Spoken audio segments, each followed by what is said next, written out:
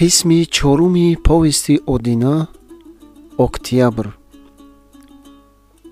кӯчаҳои Тошкандро овози милтиқу пулмиёт фурӯ гирифта, мардум ба ҳар тараф мегурехтанд. дуконҳо баста, дарҳову тирезаҳо аз зарби тир сурох шуда ва шикаста буданд. Шоҳмирзо тарсону ларзон аз паскӯчаҳову бероҳаҳо гузашта ба пеши дукони худ расид. табиист, самовархонаи Шоҳмирзо ҳам монанди дигар манзилону дуконҳо баста буд ва дар патав ба даруни дукон даромада дид, ки 15-20 нафар одамони ношинос ба он ҷо ғун шуда нишастаанд. ҳар кадом ҳар замон аз ҷо бархоста барои фаҳмидани аҳвол аз таркиш ва сурохҳои тахтабандии дукон ба кӯча нигоҳ мекарданд. инҳо касоне буданд, ки бо бархостани шӯриш гурехта худро ба даруни ин дукон гирифта буданд. Одина ҳарчанд қуввату ҳавсалаи он надошт, ки аз сурохие ба кӯча нигоҳ кунад, лекин аз ҷояш нимхез шуда ба болиш такя карда нишаста буд. ҳамин ки чашми Одина ба Шоҳмирзо афтод, бо асабонияти тамом: «Саломат омадӣ, дар ин шӯриш ба куҷо будӣ ва ин воқеа чист?» гуфта пай дар пай саволҳо медод. «Андак ист нафасамро рост кунам», гуфта Шоҳмирзо куртаи худро бо дасти худ ҷумбонда сари дили худро шамол дод ва аз он пас ба гап даромада гуфт: «Ман дар сари пули Солор ва барои ин ҷониб омадан ҳарчанд чашм доштам, аз трамвай дарак нашуд. Ночор ба кӯчаи Пушкин пиёда омадан гирифтам. Як вақт аз тарафи сквер садои қарз курси милтиқ баланд шуд. Ман магар сарбозон машқ мекунанд гуфта ба худ нагирифта омадан гирифтам. ҳар қадар ки ба сквер наздик мешудам, ҳамон қадар ҳам садои милтиқу ғалоғулаи мардум баландтар мешуд. ман ҳанӯз ин моҷароро машқи сарбозӣ мепиндоштам. пас аз чанд қадами дигар омадан аз пешам гурезагон баромаданд. онҳо монанди мушоне, ки аз гурба мегурезанд, бо бисёр парешонӣ ва саросемагӣ мегурехтанд. аз ҳар кадоми онҳо ки чӣ гап шудааст гуфта мепурсидам, бе он ки лаб вокунад, китфашонро боло кашида ишорати ман ин чӣ донамро медоданд. боз омадан мегирифтам. нохост тире ғуроз зада аз буни гӯшам гузашт. ман вой мурдам гӯён худро ба замин пардофтам ва дасти худро паси гӯшам бурда молидам. ба дастам як чизи обакии нимгарм расид. тир хурдани худро яқин карда ҳай дареғ муфт мурда рафтам гуфта афсӯс хӯрда ба ваҳм афтодам ва дасти худро пеши чашмам оварда дидам, ки он чизи обакӣ хун набуда, арақи баданам будааст. яке аз паноҳандагони он дукон: «Боракалло шер, тир нахӯрда худро мурда гумон кардӣ», гуфта Шоҳмирзоро масхара кард. «Шумо ки шермарди майдон будед, ин мушхонаро чаро иҷора карда нишастед?» гуфта Шоҳмирзо ҳамаи паноҳандагони он ҷоро, ки масхара доштани он мард ҳамроҳӣ карда хандида буданд, лат дода партофт. «Биёмон гап задан гир», гуфт Одина. Шоҳмирзо ҳикояти худро давом кунонида гуфт: «Дидам, ки асари хун нест, шукр гуфта аз он ҷо бархостам ва яқин доштам, ки ин моҷаро машқи сарбоз набуда, машқи ҷондиҳиву ҷонситонӣ будааст. пас аз он роҳи худро чаплағат дода худро ба тангкӯчае гирифтам ва аз он ҷо аз миёнаҳои ҳавлиҳо, боғҳо ва обраҳаҳо ба роҳ афтодам. боз чанд бори дигар аз болои сарам тир виззос карда гузашта бошад ҳам, монанди аввала натарсидам, балки худро дар паноҳи деворҳои тарафи омадаи тир гирифта равон шудам. хуб сабаби ин шӯришу моҷаро чӣ будааст?» гуфта Одина пурсиши аввалаи худро такрор кард. «Чунончи гуфта гузаштам», гуфт Шоҳмирзо. «Аввал машқи сарбоз гумон карда будам, сонӣ маълум шуд, ки як воқеаи калони дигар будааст, аммо надонистам, ки чӣ воқеа бошад». як шахси ношиносе, ки дар охири ин суҳбат дар вақти саволу ҷавоби охири Одина бо Шоҳмирзо омада ба дукон даромада буд, ба гап ҳамроҳ шуда гуфт: «Сабаби ин шӯришро ман медонам. хуб чӣ будааст? Одина пурсид. Керинский, гуфт ношинос, Николайро бекор карда худ ба ҷои ӯ подшоҳ шуда будааст. Коргарону деҳқонон вайро бекор карда корро ба дасти худ гирифтаанд. акнун одамони Керинский бо одамони Николай як шуда ба муқобили коргарону деҳқонон хестаанд. Шудааст ҷанҷол. гапи бекор, гуфт шахси дигар. он шахси ношиносро дурӯғгӯй кард. чаро гапи бекор? гуфта шахси ношинос далел талаб кард. Кренский, гуфт он шахс, ҳамин тавр қаҳрамоне аст ки Николай бар ин подшоҳро, ки аз 4 подшоҳ якта ҳисоб меёфт, бекор кард. чӣ шуд ки аз як мушт пойбараҳнагон шикаст хӯрд? ман ин гапҳоро худам бофта намегӯям. як ошноям якчанд сол боз дар пиёнбозор дасткаффурӯшӣ мекунад. забони русиро ҳам ёд гирифтааст ва бо вуҷуди бесаводиаш аз қонун ҳам хеле хабардор аст. шунида мегӯям, гуфта гапи худро қувват дод ношинос.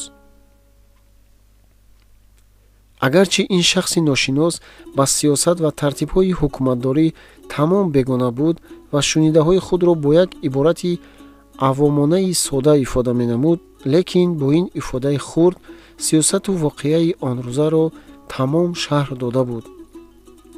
роҳбару доҳии ягонаи коргарони Рафиқ Ленин бо дониш ва таҷрибаҳои худ ин воқеаро пеш аз вуқӯъаш медонист.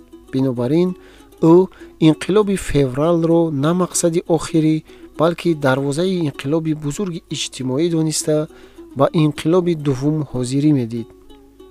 фикрҳои коргарон, аскарон ва деҳқонони фақирро, ки аз вазъияти ҳукумати муваққатӣ ва тартиби иҷтимоии он замон ҳеҷ розӣ набуданд, ба як нуқта, ба нуқтаи ҳамаи ҳокимият ба шӯроҳо ғун мекард. ин буд ки дар 25 октябри соли 1917 ин инқилоб ба вуқӯъ омада ба номи инқилоби октябр дар саҳифаҳои таърих навишта шуд. чунончи сиёсидони содаи мо гузашт, дар ҳар ҷо ба муқобили коргарон ва инқилоби октябр тарафдарони Николай ва Кренский як шуда бархоста буданд. як каси тошкандӣ аз он шахси ношинос, шӯрои исломии мо ба кадом тараф бошад? гуфта пурсид. сиёсидони мо ин масъаларо намедонист ва намедонам, гуфта ҷавоб дод. одина ба гап ҳамроҳ шуда, шӯрои ислом кист? гуфта пурсид. одина гумон мекард ки шӯрои ислом иборат аз як шахс аст. яке аз аҳли маҷлис гуфт. баъд аз бекор шудани Николай, боёну одамшавандагон ба муллоён як шуда як ҷамъияте барпо карда буданд. то имрӯз дар шаҳри кӯҳнаи Тошканд ҳамин ҷамъият ҳамроҳӣ мекунад ва номи ҳамин ҷамъиятро шӯрои ислом мегӯянд. агар шӯрои ислом иборат аз муллоён, боён ва одамшавандагон бошад, гуфт Одина, албатта ба коргарону фақирон муқобил хоҳад буд. Одина сурати илмӣ, зиддияти синфҳоро ва манфиати кадом табака бо кадом синф вобаста буданашро албатта намедонист.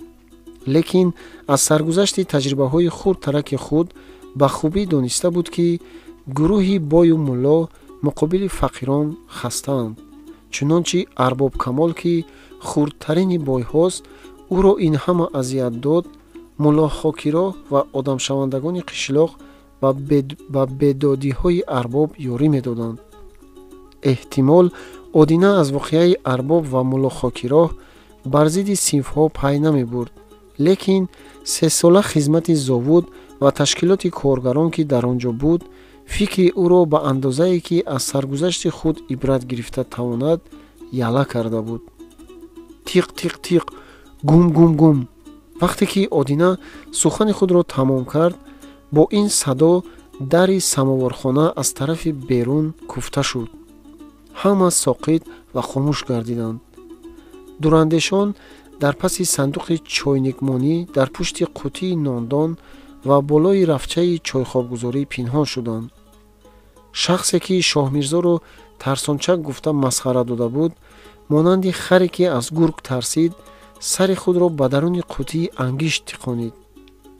شخصی نامعلوم بعد از 2-3 بار در را با شدت زدن شاه میرزا گفته آواز داد. شاه میرزا با هزار ترس و لرز آهسته به پشت در رفته از ترکیش به بیرون نگاه کرد. ها ایوان تو بودی؟ من یگان آدمی ناخلف بودگیست گفته ترسیده بودم. چی نمیگویی؟ در را گشوده از تشنگی مردم. از دری پرتو بیو. از چی میترسی؟ در را گشودن گیر. اگر آب میخواهی از دری پرتو بیو، وگرنه مرا به جنجال ماند و براحت رفتن گیر. چرت گفته ایوان دشنام داد. رفته از دری پرتو به سماورخانه در آمد به حالتی که به دستش تپانچه بود. اهل سماورخانه این حال را دیده به لرزه افتادند. نترسیدون، این آشنای دیرینه من است، آدمی بد نیست گفته شاه میرزا به آنها تسلی داد. همه آرام گرفتند. شخصی سر خود را به قوطی انگشت تکانده هم خسته به جای خود نشست. روی او از گرد انگشت سیب سیاه شده بود. شاه میرزا ها خانشیر، مگر به درون قوطی به تیرباران واخوردی که رویت سیاه شده است گفته خندید. ایوان به لب صوفچه نشست و تپانچه را هم به یگان طرف خود گذاشت. پس از آن به شاه میرزا زود باش یک کاسه آب خنک بده گویان توگمه های کمزولی پیش سیاه خود را کشوده سر سینه خود را شمال دادن گرفت. گرم شده عرق کرده آمدی، آبی سرد مبادا ضرر نکند، چای خوری چی؟ گفت شاه میرزا.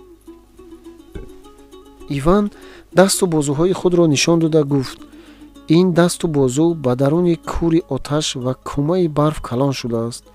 ما کارگران سرما پخته شده ایم. اکنون ما را نه از سردی پرهیز و نه از گرمی گریز است. این مصلحت را به کسانی ده که با دست خود کار نکرده تنها ثمره مهنت دیگران را خورده و بستر ناز خوابیدند. شاه میرزا کاسه پرآب را به دست ایوان داده گفت خیر بیامان، بسیار لاف مزن، تیز باش، آبت را نوش و واقعه را گوی. این چی حادثه است که شهر را زیر و زبر کرد؟ حالا شهر زیر و زبر نشده است و هیچ واقعه کلان هم روی نداده است گفت ایوان. اگر فرض کنیم که این شهر و تمامی شهرهای دیگر حتی تمام دنیا هم زیر و زبر شود عجب نیست و هم باک نیست. امروز دنیای نو برپا شده است. برای این اول دنیای کهنه را ویران کردن در کار است و باید که ویران شود. اگر تو سماورخانه را از سر نو امارت کردنی شوی اول این امارت را ویران کنی. پس از آن برای امارت نو ته کرسی می نهی و امارت کهنه ویران شد گفته غم هم نمیخوری. از این گپ های تو من هیچ چیز نفهمیدم گفت شاه میرزا. مگر عرق خورده ای که مستانه پای در هوا سخن میرونی؟ راست کمتر عرق خوردم اما گپ هایم را خوب فهمیده و دانسته گفته ایستادم. این طور باشد با زبانی که ما همه بفهمیم گپ زن گفت شاه میرزا و این رنگ تیتال بافی نکن. هرچی گویم شرحی همین گفته هایم خواهد بود. گوشته اینک گپ میزنم گویان ایوان یک کاسه آب دیگر رو تماما نوشیده به گپ زدن سر کرد. ما کارگران سالهای دراز در زیر ظلم ثروتداران و حکومت پادشاهی خون خوردیم و پوسیدیم. میلیون ها همپیشگان و گذشتگان ما در بند غلامی و گرسنگی جان دادند. در کارخانه ها، در راه های آهن، در کان های انگشت و روغن لامپا کار کردیم. اما تمام فایده را صاحبان سرمایه به کیسه خود زده عیش و نوش کردند. هر وقت که ما نان سری میپرسیدیم به جای نان به ما تیر حکومت پادشاهی را حواله میکردند. اگر از ما ناراضگی میدیدند جای ما زندان، تماشاگاه ما سیبیر و قرارگاه ما پای دار بود. عاقبت کارگران به این فکر آمدند که تا ترتیب جمعیتی دیگر نشود، تا قاعده سرمایه‌داری از میان بر نخیزد و تا اختیار فایده کار به دست کارگران نباشد، بسیارترین مردم که مهنتکش و فقیر هستند آسوده نخواهند شد. бинобар ин роҳбарону коргарон солҳои бисёр боз барои барҳам задани тартиби сармоядорӣ ва барпо кардани усули зиндагии ҳозирӣ тайёрӣ медиданд. сабаб ин буд ки дар моҳи феврали соли гузашта бо норозиёна ҳукумати подшоҳӣ як шуда Николайро бекор карданд. лекин бо ин қадар мақсад тамом нашуда буд. боз ҳамон сармоядороне ки душмани мо, ба иборати дигар душмани бисёртарини мардум буданд, бар сари кор нишастанд.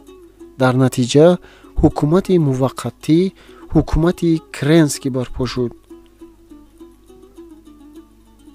сиёсатдонони соддаи мо ба касе ки аз болои Керенский лоф мезад: ана шунидӣ, Николайро ҳам коргарон бекор карда буданд ку Керенский ту як бекорхурҷа будаст дия гуфта ғурғур мекарданд.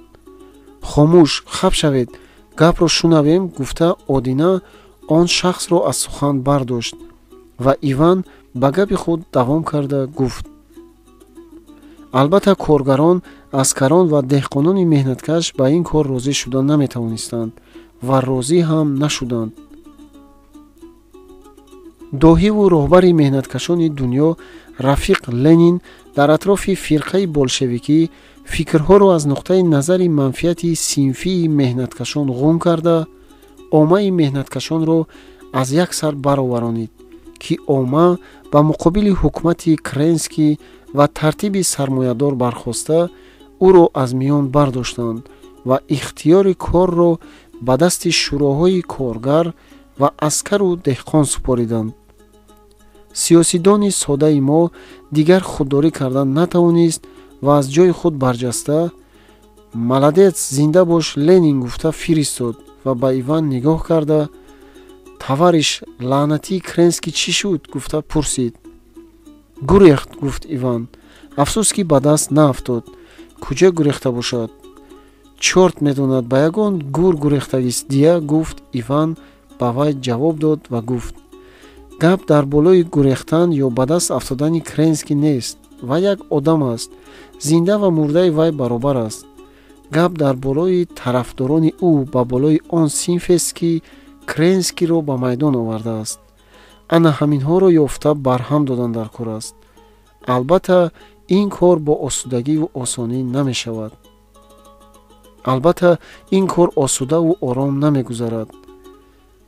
он ҷамоае ки солҳо, асрҳову қарнҳо боз ҳукмронӣ мекарданд, хуни ҷамоаи меҳнаткашонро мемакиданд. барои манфиати худ бар сари коргарон оташро дар мегиронанд. осон осон аз сари кор намерафтанд ва ба ихтиёри худ ба маҳв шудани худ розӣ намешаванд. дар воқеъ ҳам чунон шуд. дар ҳама ҷо ниҳониву ошкоро ба муқобили меҳнаткашон ва ҳукумати онҳо бархостанд ва истодагарӣ карданӣ шуданд. табии меҳнаткашон ҳам ба ҳуҷум ё муқобилати онҳо дам ва хомӯш намеистоданд. бояд ҳуқуқи худро ки имрӯз ба даст даровардаанд маҳкам нигоҳ медоштанд. бояд душманонро ба андозае ки дигар сар бардошта натавонанд мезаданд ва маҳв мекарданд. дар ҳақиқат ҳам чунин шуд ва дар ҳар ҷои мамлакат ҷанги ҳамватанӣ барпо гардид. имрӯз воқеае ки дар Тошканд рӯй дод аз он ҷумла аст. лекин воқеаҳо воқеаҳои охирӣ нестанд.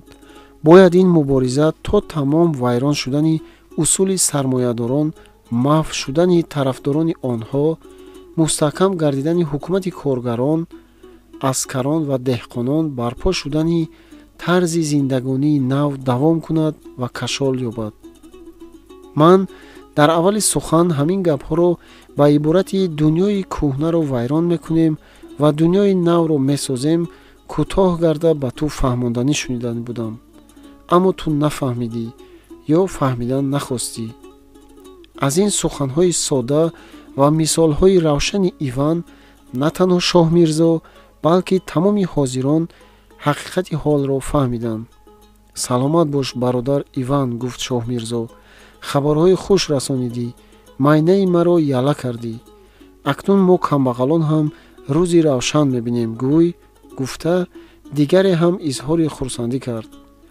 танҳо як касе ки аз болои Кренский лоф мезад бо ин шодиёнаи умумӣ ҳамроҳ намешуд, балки худ ба худ ҳай дариғ, сад дариғ, зовудҳои чармгарӣ магар аз дастам мераванд гуфта афсӯс мехӯрд. Одинаро ҳарчанд қуввати он набуд ки каф занад ва урра гӯяд, лекин аз суханони Иван ба таърих ва сабаби интиқол пай бурда мазмуни ин шеърро аз дили худ мегузаронид. буд чанде ба ғам мубтало шайху шоб, шайх дар таҳлуқа, шоб дар печу тоб, канда бунёдҳо, ҷавру бедодҳо, синаҳо пур зи хун, дидаҳо пур зи об, фирқаи бесабаб дар ниям дар талаб, фирқаи бегуноҳ дар бало дар азоб, фирқаи ҳукмрон дар ҷаҳон беамон, фирқаи ҳукмрон бесуолу ҷавоб, фирқаи рӯзу шаб дар тапиш дар таъаб, фирқаи субҳу шом масти ҷому шароб. зин мухолиф гурӯҳ мамлакат дар сутӯҳ, зин муонид фирақ мулк дар изтироб. ҳол ин гуна бувад, хост шӯре ануд, кард кошонаи мустабидон хароб.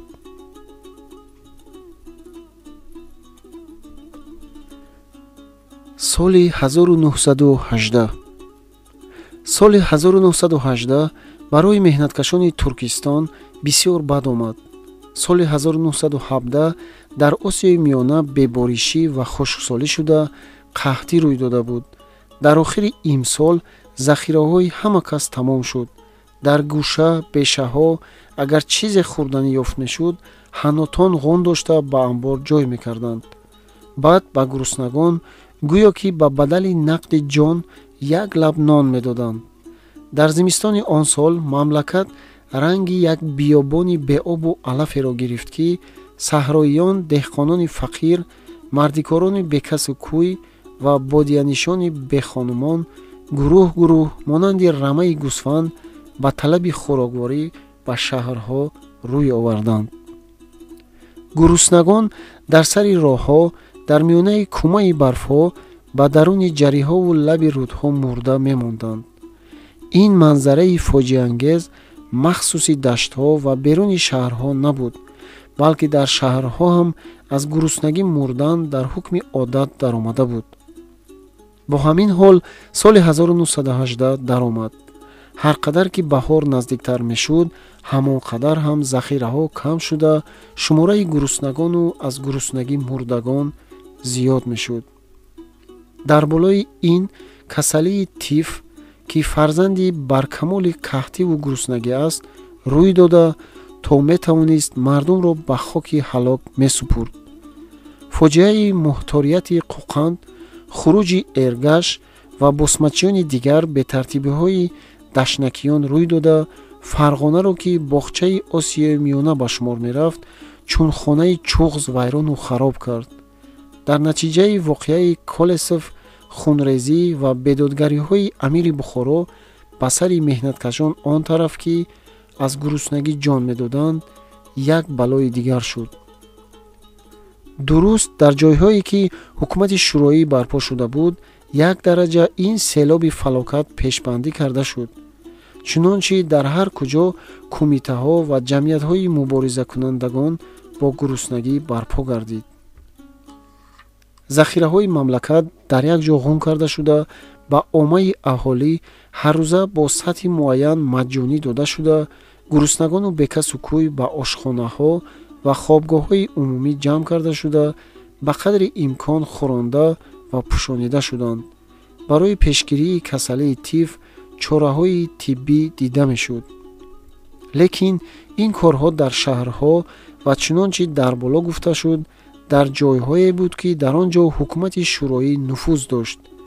аммо дар дигар ҷойҳо ва хусусан дар қишлоқҳои дур, дар толеи фарзандони одам тамоман ба тақдир ҳавола карда шуда буд. ин аҳвол то вақти гандумпазии соли 1918 давом карда, баъд аз даромадани ғалаву дона ба дасти мардум оҳиста оҳиста рӯ ба беҳбудӣ овардан гирифт. лекин дар ин вақт дар тамоми Русия ва Туркистон ҷанги дохилӣ сар шуда буд.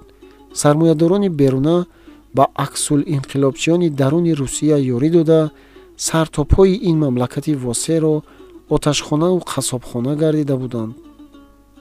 роҳи Туркистон аз тарафи Оренбург аз Русия бурида шуд. меҳнаткашони ин ҷо танҳо бо қуввати худ ба ҳифзу нигаҳдории ҳукумати шӯроӣ маҷбур шуданд. дар ин ҳол сафедони ашқободӣ бо ёрмандии англисон роҳи Бокуро бурида омада, нефту равғани лампаро боздоштанд. найза ва шамшери худро ба сифҳаи синаи меҳнаткашон ва ҳукумати шӯроии Туркистон рост карда, то наздикии Чорҷӯй ҳуҷум намуда омаданд. дар натиҷаи ин ҳол асбоби нақлиёт аз кор монд. корхонаҳои маҳаллӣ хоб рафтанд. роҳи оҳан маҷбур буд ки бо ҳезум ҳаракат намуда дар мадофиаи Туркистон ҳамроҳӣ кунад. табиӣ ҳоли бемори мо Одина бо таъсири ин аҳвол аз аввалаш бадтар шуд. хаёли қимиз хӯрдану сиҳат ёфтан дар қатори хаёли Гулбибӣ гузашта, як орзуи маҳол шуда рафт. ба толаи Одина харiyat ки Шоҳмирзо буд, вагарна дар рӯзҳои вазнини Қурбону нахустин ӯ мемурд. даромади самовархонаи Шоҳмирзо монанди пештара фаровон набуд. тангии аҳволи иқтисодии умумӣ ба ин ҷо низ таъсири худро нишон дода буд. мусофирон гӯё ки ҳеҷ намеомаданд. касе ки як чойник чой хӯрданӣ шавад, бо ҳисобу сафакории бисёр ба зур мехӯрд. Шоҳмирзо ба ин тангиҳо нигоҳ накарда, як лаб ноне ки меёфт, аввал ба Одина мехӯронид ва мувофиқи супориши духтур хобгоҳу либосҳои ӯро ба қадри имкон покиза нигоҳ медошт. хусусан баъд аз пайдо шудани касалии тиф, духтур дар ин бора бо муболиғаи бисёр таъкид карда гуфта буд ки ҳушёр бош, агар ягон шабуши одами тифдор ба бадани Одина роҳ ёбад, ҳамон шабу рӯз ба касалии тиф гирифтор хоҳад шуд. ин заъфу боқувватӣ ки дорад, ба ин касалӣ тобоварӣ карда натавониста, талаф хоҳад шуд. Шоҳмирзо азбас ки ба гуфтаҳои духтур тамом боварӣ дошт, рост будани дарёфтҳои ӯро чандин сол боз ба чашми худ дида ва Одинаро ҳам бо як муҳаббати бародарона дӯст медошт. фармоишҳои духтурро дар бораи ӯ нуқта ба нуқта риоя мекард. бо сабаби ин тадбирҳо Одина агарчи намурда монд, лекин бисёр заифу бемадор шуда буд. бе ҳимояти касе аз ҷой бархоста наметавонист. дар вақти сулфа балғамаш хонолуд меомад. мушкилтар ин буд ки бештар аз як сол боз аз маҳбубаи дилоромаш хабаре надошт. намедонист ки ба сари ӯ чиҳо омада бошад. аз заъфу нотавонӣ ҷонаш ба лаб расида, гӯё ки фақат аз барои шунидани хабари ҷононаи худ мунтазир истода буд.